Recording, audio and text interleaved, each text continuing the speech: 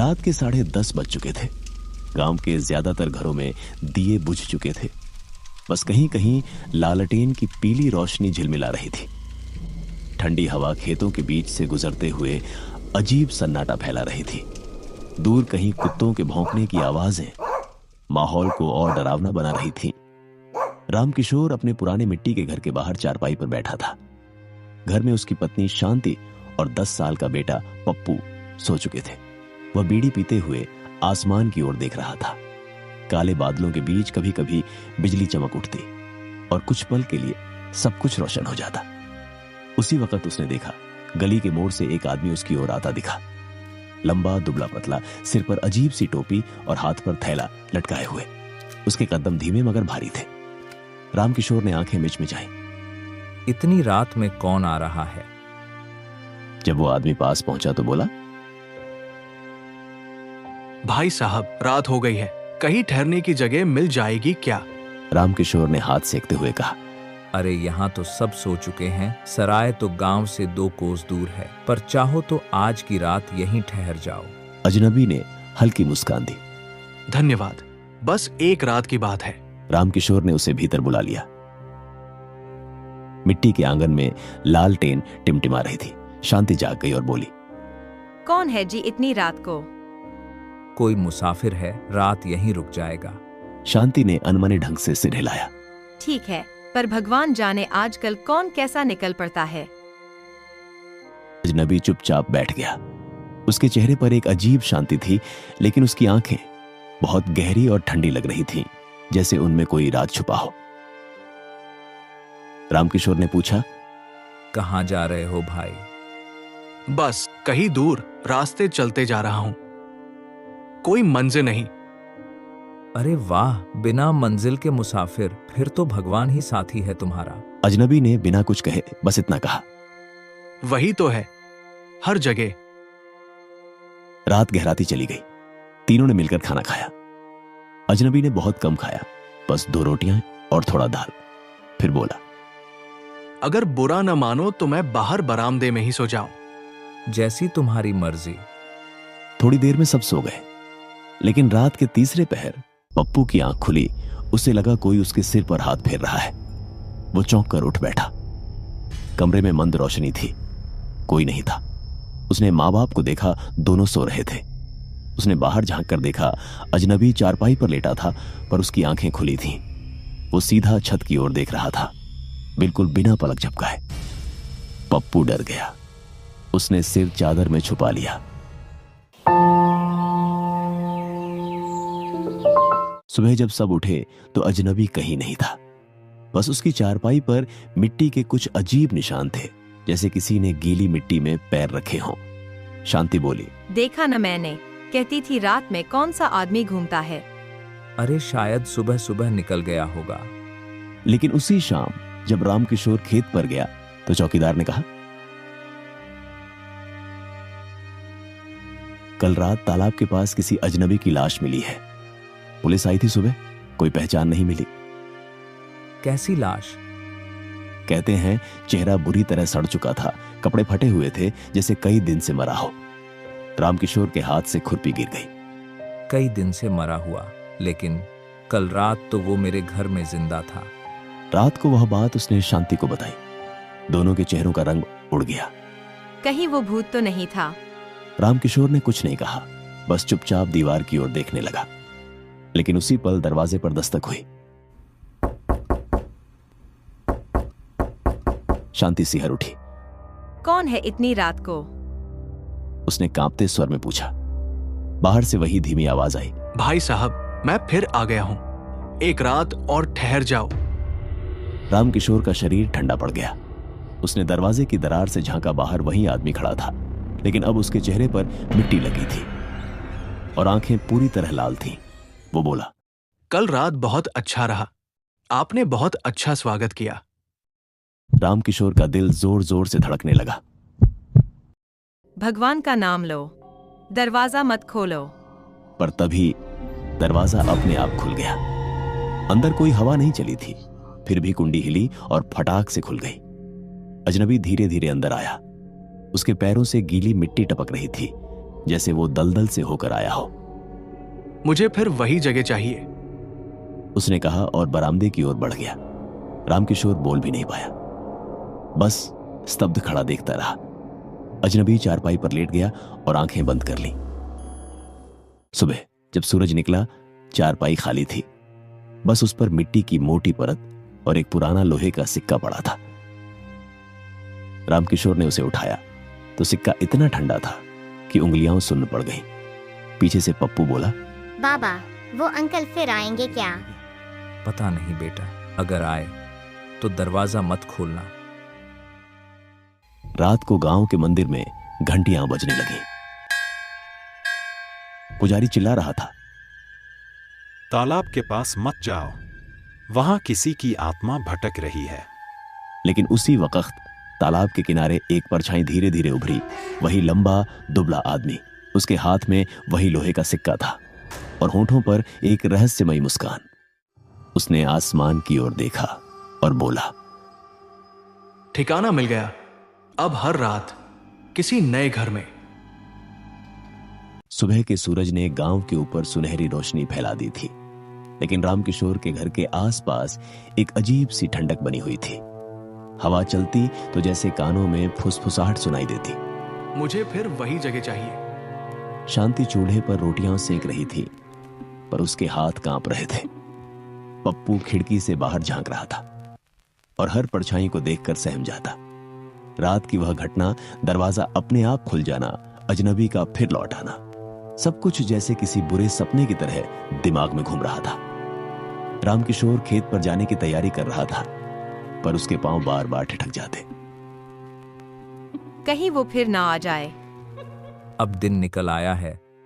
रामकिशोर ने खुद को दिलासा दिया। दिन में भूत नहीं आते। लेकिन उसे खुद अपने शब्दों पर भरोसा नहीं था। गांव में उस दिन अजीब माहौल था। तालाब के किनारे जहां उस अजनबी की लाश मिली थी, वहां अब लोगों की भीड़ लगी थी। पुलिस ने जगह घेर रखी थी, पर जैसे ही लोग पास जाते, ठंडी हवा का झोंका उन्हें पीछे धकेल देता। रामकिशोर ने दूर से देखा, वही चेहरा, वही कपड़े। उसका शरीर मिट्टी में आधा दबा हुआ था। पुलिस वाले कह रहे थे, लगता है किसी ने कई दिन पहले मारकर फेंक दिया। रामकिशोर का गला सूख गया। लेकिन अगर ये मरा हुआ है तो कल रात मेरे घर कौन आया था? उसी पल उसके कानों में फिर वही आवाज गूंजी, मुझे फिर वही जगह चाहिए। उसने सिर झटका, पर आवाज नहीं रुकी। अब वो साफ सुनाई दे रही थी, जैसे कोई उसके ठीक पीछे बोल रहा हो। वो मुड़ा, कोई नहीं था। शाम तक उसका मन बहुत बेचैन रहा। जब घर लौटा तो देखा कि शांति और पप्पू दोनों बरामदे में बैठे हैं। शांति, कुछ हुआ है क्या? दिन में दरवाजा अपने आप खुल गया था, कोई था नहीं। पप्पू ने डरते हुए कहा, माँ, वो अंकल फिर आएंगे ना? चुप, वो कोई अंकल नहीं थे, वो कुछ और थे। फिर उसने भीतर जाकर वह लोहे का सिक्का उठाया जो कल सुबह चारपाई पर मिला था। उसे हाथ में लेते ही ठंडक उसकी हड्डियों में उतर गई। सिक्के पर कुछ उभरा हुआ लिखा था, ना लौटने वाले का निशान। वो शब्द जैसे उसकी नसों में दौड़ गए। उसने सिक्का कुएं में फेंक दिया। सिक्का गिरते ही कुएं के भीतर से छपाक की आवाज आई, फिर सन्नाटा।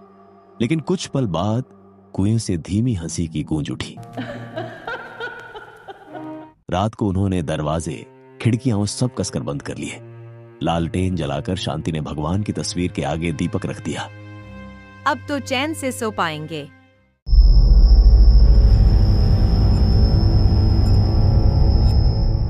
पर आधी रात को दीपक अपने आप बुझ गया। सारे कमरे में अंधेरा छा गया। रामकिशोर को नींद नहीं आ रही थी। अचानक उसे लगा कोई आंगन में चल रहा है।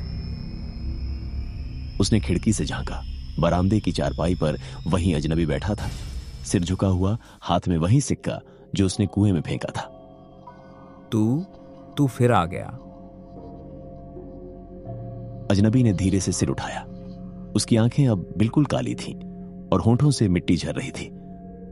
तुमने मेरी चीज फेंक दी। वो तुम्हारा सिक्का मेरा निशान था। जहां वो रहता है वहां मैं भी रहता हूं। अजनबी बोला और उसकी आवाज मानो चारों ओर गूंजने लगी। शांति दौड़कर कमरे से निकली, हाथ में तुलसी की माला लिए। भगवान का नाम लो, दूर हटो, उसने चिल्लाकर कहा। अजनबी ने उस पर नजर डाली। उसके चेहरे पर अब एक डरावनी मुस्कान थी। तुम्हारे भगवान यहां नहीं आते। और वो धीरे धीरे धुएं में बदल गया। अगली सुबह गांव वाले इकट्ठा हुए। रामकिशोर ने सारी बात बताई, पर किसी ने विश्वास नहीं किया। भूत वूत कुछ नहीं होते, तुम लोगों को वहम हुआ है। पंडित हरिप्रसाद ने कहा, नहीं बेटा, यह जगह अब अपवित्र हो चुकी है। जिस आत्मा को शांति नहीं मिली वो बार बार लौटती है। तो क्या करें बाबा? आज रात मैं पूजा करूंगा, उस आत्मा को बांधने की कोशिश करेंगे। रात को गांव के 4 आदमी आए, मंदिर से घंटियां, मंत्र और धूप की खुशबू लेकर। घर के आंगन में वे सब जमा हुए। पंडित ने कहा, किसी भी हालत में लालटेन मत बुझने देना। अगर बुझ गई तो सब खत्म। पूजा शुरू हुई। मंत्रों की आवाज गूंजने लगी, लेकिन तभी हवा चलने लगी, तेज, फिर और तेज। लालटेन झिलमिलाई। शांति ने उसे बचाने की कोशिश की, पर अचानक लौ बुझ गई। सब अंधेरा। पंडित चिल्लाया, दिया जलाओ जल्दी। तभी चारपाई अपने आप हिलने लगी। बर्तन गिर पड़े, दीवारों पर जैसे कोई खरोंच रहा हो। पप्पू चिल्लाया, बाबा वो आ गया, वो आ गया। अंधेरे में किसी की परछाई धीरे धीरे उभरी। वही अजनबी। अब उसका शरीर पूरा डरावना दिख रहा, मगर उसकी आंखें लाल अंगारों जैसी जल रही थीं। मुझे जगह चाहिए। तुमने मेरी आत्मा को बांधने की कोशिश क्यों की? पंडित ने मंत्र पढ़ना शुरू किया। ओम नमो भगवते, ओम नमो भगवते। अजनबी ने गुर्राते हुए पंडित की ओर देखा और जमीन से उठती हवा ने सारे फूल, दिए और राख हवा में उड़ा दिए। रामकिशोर ने साहस कर कहा, कौन है? तुझे क्या चाहिए? अजनबी ने ठंडी हंसी हंसी। मुझे बस ठिकाना चाहिए जहां मैं अधूरा नहीं रहूं। अधूरा? कैसी अधूरा? हाँ, उसने धीरे धीरे पास आते हुए कहा, मेरा शरीर तो मरा, पर आत्मा को किसी ने जलने नहीं दिया। मेरी चिता अधूरी रह गई थी। अब मैं हर घर में जाता हूँ जब तक कोई मेरी आत्मा को पूरा मुक्त न करे। शांति कांपते हुए बोली, अगर हम तेरी चिता जलाए तो तू चला जाएगा। अजनबी कुछ पल चुप रहा, फिर बोला, हाँ, पर ध्यान रखना, अगर किसी ने डर दिखाया तो मैं सबको साथ ले जाऊंगा। अगली सुबह पंडित ने सब गांव वालों को बताया कि आज शाम उस अजनबी की चिता फिर से जलानी होगी। सबने मिलकर तालाब के किनारे लकड़ियां रखी और उसकी अधेली लाश वहां लाई गई। सूरज डूबने को था। हवा में अजीब सी गंध थी, सड़ी मिट्टी और धुएं की। रामकिशोर, शांति और पप्पू भी वहां थे। पंडित ने कहा, अब जब आग लगाओगे तो पीछे मत देखना, आत्मा निकल जाएगी। रामकिशोर ने माचिस जलाई और लकड़ियों में आग लगा दी। धीरे धीरे लपटें उठी, जलने की गंध हवा में घुल गई। सब पीछे हट गए, लेकिन अचानक किसी ने पीछे से आवाज दी, मुझे फिर वही जगह चाहिए। रामकिशोर का दिल जैसे रुक गया। वो वही आवाज थी। उसने पीछे देखा, वही अजनबी खड़ा था, मुस्कुरा रहा था। तू तो जल रहा है। वो मेरा शरीर है, पर आत्मा अभी नहीं गई। क्यों नहीं गई? पंडित चिल्लाया। क्योंकि जिसने मुझे मारा वो अब भी जिंदा है। यह सुनकर सब सन्न रह गए। रामकिशोर ने डरते हुए पूछा, किसने तुझे मारा था? अजनबी ने धीरे से तालाब की ओर इशारा किया। वही गांव का चौकीदार। सारे लोग चौकीदार की ओर देखने लगे। उसका चेहरा पीला पड़ गया। मैं कुछ नहीं जानता। वह बड़बड़ाया। अजनबी ने कहा, तूने मुझे रात में धोखे से मारा था, मेरे सिक्के छीन लिए थे,